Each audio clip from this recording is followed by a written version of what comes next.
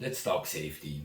Suppose that you have a company where you perform one particular job 100,000 times a year. After a few years, you see that when you do these 100,000 jobs a year, you have always 1,000 incidents a year. Meaning, of course, that 99,000 out of the 100,000, there is no incident. If you do the math, it means that in 1% of the time, things go wrong, and in 99% of the time, things go right. What you then need to do is, you need to decide if this 1,000 or this 1% is acceptable or not. If it's not acceptable, you take a first measure. Of course, this first measure means that you expect these 99,000 to deliver something extra, just to reduce these 1,000. After a while, you do again your statistics and you find out that the rate has dropped to 300. So, in 99,700 times you perform this job, nothing has happened. Meaning that in 99.7% of the time, nothing went wrong, but in 0.3% of the time, things went wrong. If you again don't accept this, you pull off a second measure.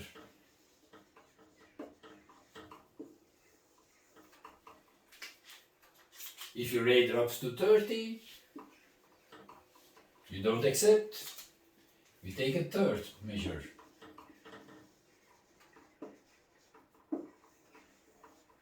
Suppose it drops to 3, you take a fourth, and after the fourth, it has dropped to 1.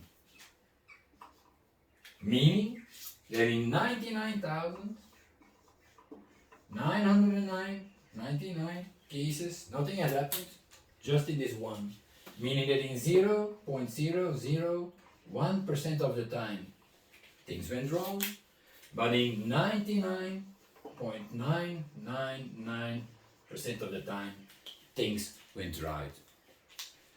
Do you accept the one or not? Let's make it a bit more easy to understand. Suppose that the one is a fatality,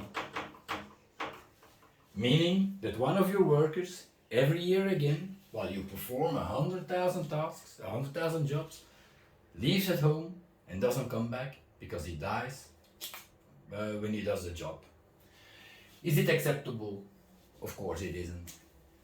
But this is what you call a human consequence. You have in most companies a few severities: FAT, a permanent disability, lost day cases, cases without lost days, and first aid. Those are the most common ones, I think. This, however, this is the human consequence. Human consequence going from 1 to 5 on a severity scale. Most companies, however, don't only use human.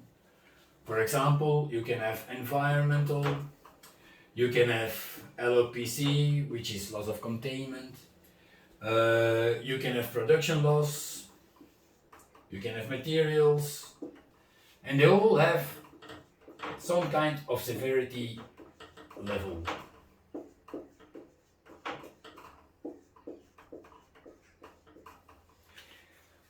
What Vision Zero is about. Vision Zero isn't about having zero all over the place right at once. Vision Zero is two things. The first thing is that Vision Zero is a goal. It's a goal where you want to have zero human, environmental, LPC, production and material consequences. That is what AGZ is about. That is a state of mind. The second thing is, how do you put it into practice? Well, If you as a company decide that one fatality isn't acceptable, but even one personal disability isn't acceptable, then you will say we won't accept the 4s and the 5s. Those need to be 0. Maybe in environmental, you say from level 3 until level 5 severities is unacceptable, and you do the same for LOPC. Maybe for production and material you think, okay, it's a loss, but it's not that important for us, and you don't do anything. Meaning that you accept 1, 2, 3 on human, 1, 2 on environmental, 1, 2 on LOPC, production 05, material 05, and you set the bar for some at 0. That is what Vision Zero is about. Vision Zero is about setting the bar for some consequences and trying to achieve 0. And afterwards, what safety is about is once you achieved on a human level, consequence level, that you have no more 4s and 5s, you can think about, shall we also add the 3? And afterwards, shall we also add the 2? And afterwards, shall we also add the 1? Because that's what safety is about. Safety is about setting boundaries, trying to achieve them, and then pushing the limit. That's it.